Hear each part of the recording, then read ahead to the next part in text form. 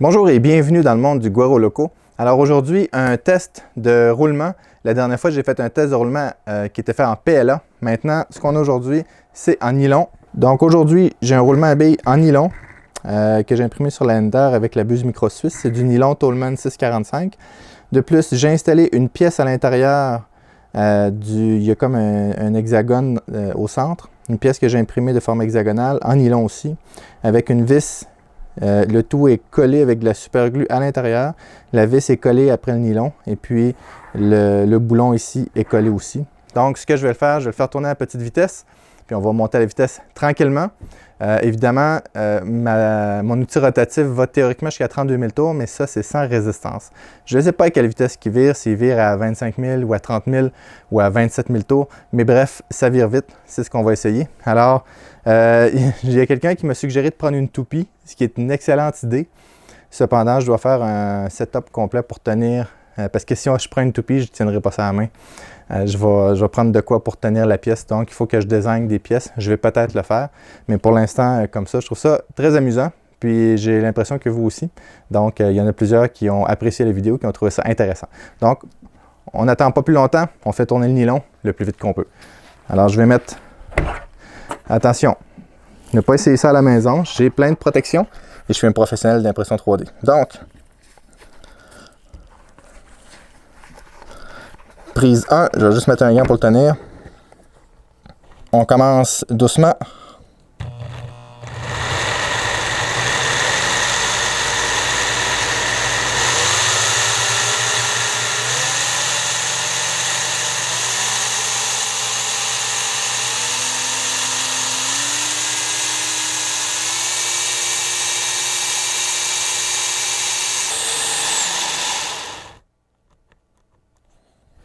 Alors, le sang, il s'est défait un petit peu de la pièce. Ici, ça s'est détaché un peu. C'est pas chaud.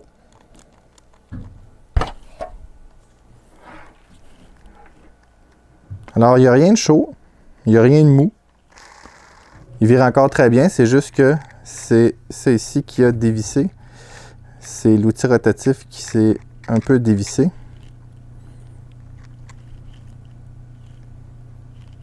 C'est étrange, ça.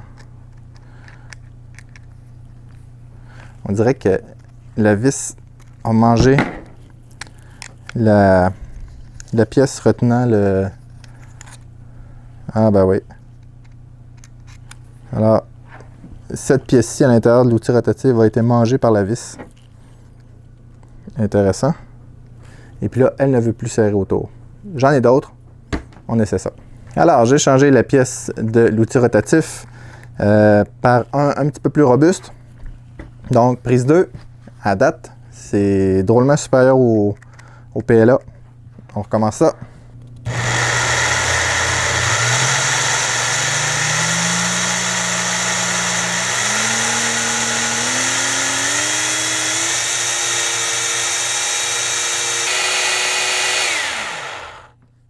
Ouh! J'ai protégé mes yeux, j'ai protégé mes mains, j'ai pas protégé mes oreilles, j'ai les oreilles qui scellent. La prochaine fois, je vais mettre des bouchons. Il a viré pendant 1 minute au maximum. Le bearing est chaud, mais regardez ça. Il fonctionne encore parfaitement bien. Même s'il est chaud, la surface extérieure est chaude, mais les dents ne sont pas chaudes. Là, c'est l'extérieur qui est chaud. Ben, chaud. Il est tiède. La vis n'est pas chaude. Wow! Ce que je vais faire, j'ai une caméra ici qui filme à 960 images par seconde. Alors, ce que je vais faire une marque au crayon dessus. Et puis, je vais essayer de voir si à 960 images par seconde, je suis capable de voir à quelle vitesse il tourne. Donc, j'ai fait des marques bleues sur une des planétaires, si on pourrait dire, ou satellites. Bref, sur une des gears, bleu et rouge sur les gears, sur 2 gears, vert au centre et noir autour. Donc, quand ça tourne, je vais être en mesure de voir d'essayer de voir la vitesse de rotation. Et puis, j'ai marqué l'extérieur aussi de noir, d'un coup que l'extérieur noir se mettrait à tourner ou quelque chose de même. Bref, juste pour référence. Donc, ce que je vais faire, je m'installe avec Technoralph. On filme ça à 960 frames par seconde pour une période de 0.2 secondes, ce qui fait pas mal de frames. T'es prêt, Technoralph?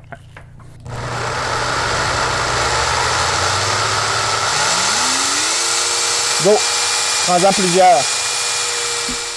Bon, alors j'ai analysé les images.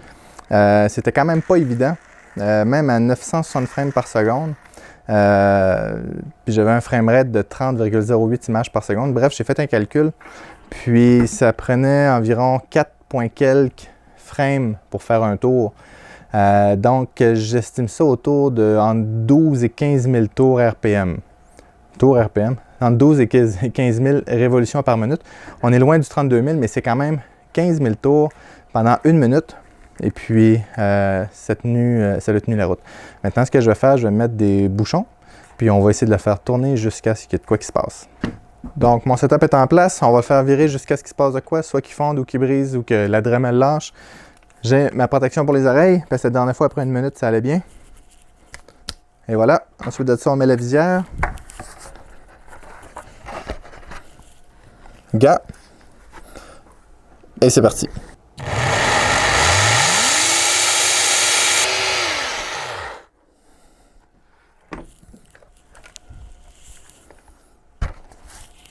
Ça fait 5 minutes qu'il vire.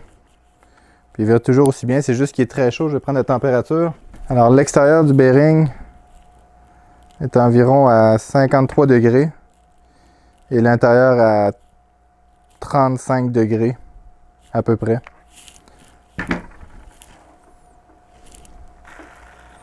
Il vire très bien, hein?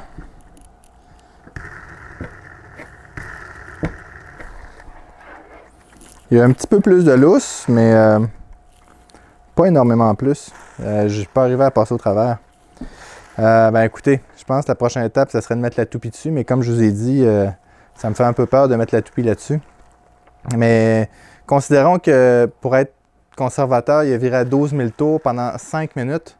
Il n'y avait pas de tension dessus. Je vais essayer une dernière chose, de le faire virer au plus vite possible, puis je vais l'écraser entre mes mains comme s'il y avait une charge dessus. Je l'essaye 1 minute. S'il ne se passe rien, on va dire que le nylon a eu raison de moi. On met les protections parce que c'est très bruyant.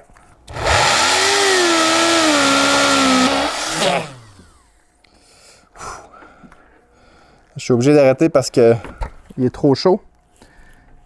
Et puis, en l'arrêtant, il y a une guire qui a débarqué, voilà. Il y a une guire qui a débarqué, je vais la replacer. Ouh, c'est chaud. Ce que je vais faire, je vais le faire tenir avec une pince.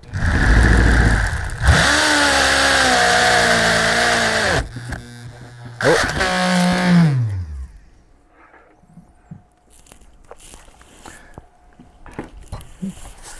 Alors, ce qui arrive quand je l'écrase, c'est que les guires débarquent.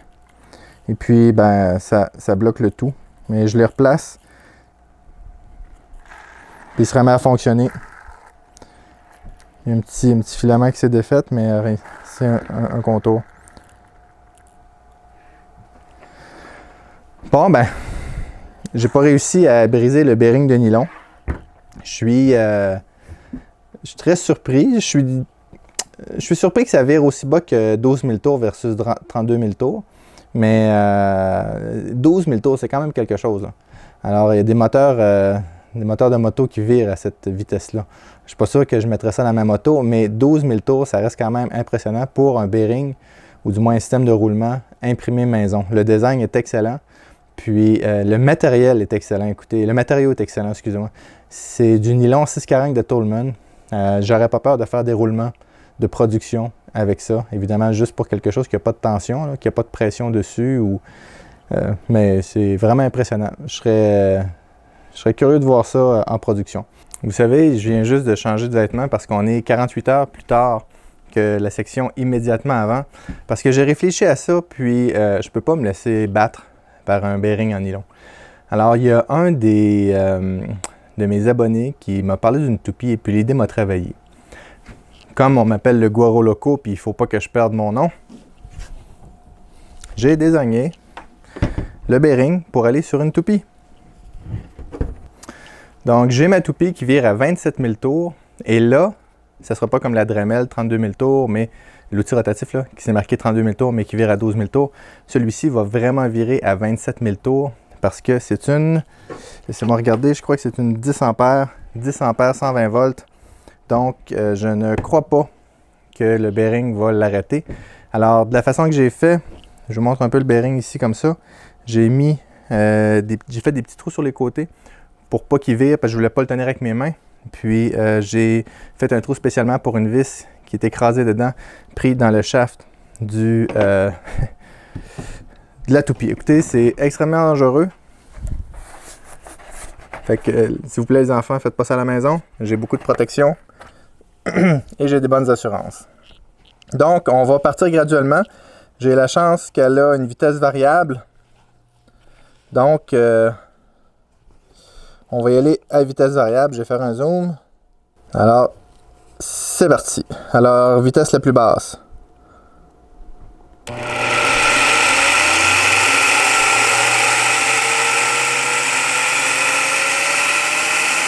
2.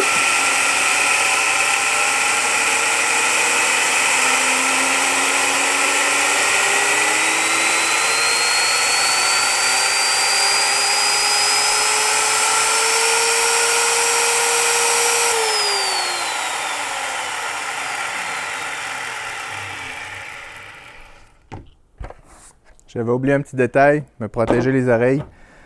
Alors, on va regarder la température.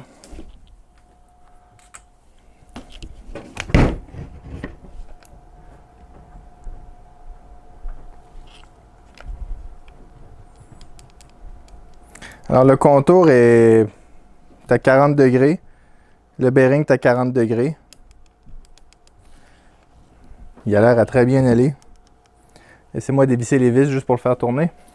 Bon, après 1 minute, pas 30 secondes, j'ai laissé aller 1 minute parce qu'il avait l'air bien parti. Regardez. Alors, j'ai juste dévissé ces deux vis-là qui le tenaient.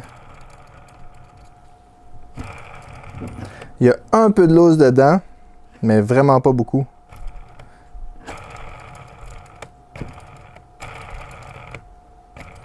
Alors, ce que je vais faire, je vais mettre mes protège-oreilles, que je me rappelle plus où est-ce que je les ai mis, mais ils doivent être dans le coin. Je vais mettre mes protège-oreilles et puis on va laisser ça aller durant 3 minutes. Alors, on va voir qu'est-ce que ça donne après 3 minutes. Bon, j'ai amené des protège-oreilles un petit peu plus performants que les autres que j'avais. Ils coupent mieux le son parce que c'est quand même très très bruyant ça. Alors, je vais le laisser aller au moins 3 minutes. Si je vais voir qu'il commence à se désagréger ou quelque chose de même, je vais continuer. Si je vois qu'après 3 minutes, il fait juste encore bien tourner, je vais arrêter ça là. Puis je vais être vaincu par le bearing ou le roulement en nylon.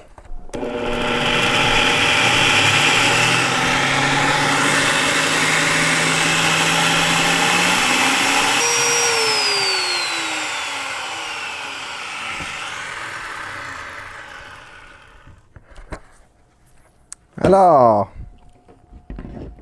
on va débrancher ça. Il n'est pas très chaud, hein? Surprenamment, les vis ici sont très chaudes. Peut-être qu'ils ont servi de radiateur pour le nylon. Je ne sais pas. Ce que je vais faire, je vais dévisser le bearing complètement. Je vais l'enlever. Oui, les vis sont chaudes, elles. Pour ceux qui seraient intéressés de savoir comment j'ai arrangé ça, j'ai zoomé un petit peu. C'est qu'ici, j'ai mis une vis avec un boulon à l'arrière, et puis j'ai mis une vis dont la grandeur fait parfaitement dans le trou de la toupie. Puis ça bouge pas, je l'ai essayé. Alors, surprenamment, le nylon a un peu délaminé ici. OK. Alors, le bearing est 100% fonctionnel. Il va très, très bien. Il y a un peu de l'os dedans. Mais écoutez, il va bien. Ah, je viens de voir de quoi. Il s'est séparé sur la longueur. Regardez ici. Il est ouvert sur la longueur. Donc, je pense que je pourrais le séparer à la main. Oui. Ah, il est ouvert de l'autre côté aussi. Alors, il a craqué sur la longueur. Surprenamment, bien sûr, comme ça ici. Ici, partout, il est ouvert. Et voilà. Donc, j'ai réussi à briser le bearing. Alors, c'est cette partie-ci qui a brisé. La partie extérieure, elle s'est séparée en deux exactement où il y a le joint. Parce que l'intérieur est fait en forme de V. Exactement au V. Même plus qu'en deux, il est en train de délaminer. Donc, est-ce que c'est juste parce que mon impression n'était pas assez chaude? Ça me surprendrait. Parce que ces pièces-là, eux, ont tenu la route énormément. Sont encore bonnes. Les genres de petits roulements à l'intérieur, c'est juste l'extérieur qui a lâché. Mais j'avais vu aussi dans les autres tests avec le nylon que c'est l'extérieur qui chauffait. Donc peut-être l'extérieur a chauffé, puis ça l'a fait ça. Mais bref, ça l'a pris 27 000 tours pendant 3 minutes complètes pour pouvoir faire craquer le bearing. Est-ce qu'il aurait continué? Je pense qu'il aurait pu continuer comme ça parce que même séparé en deux comme ça, il aurait pu continuer. Les petits trous dentelés l'auraient tenu en place longtemps. Donc, le nylon Tollman 645 est un matériau vraiment impressionnant au niveau de la résistance à la friction. Puis c'est drôle parce qu'on ne sent plus du tout les couches d'impression. C'est tout lisse. Donc, ça a dû fondre un peu, ça a dû chauffer un petit peu. Mais bref, Tollman 645, bravo à Tollman pour ce matériau exceptionnel. J'espère que ça vous a diverti parce que moi j'ai eu peur au début, mais je ne le ferai pas avec du PLA, je pense. J'aurais un peu peur. Peut-être du PETG, mais le PETG, je sais qu'il va fondre. On l'a vu fondre dans la première vidéo. J'espère que vous avez aimé ça. Si vous avez aimé ça, s'il vous plaît, mettez un like, partagez la vidéo, abonnez-vous à la chaîne et à bientôt.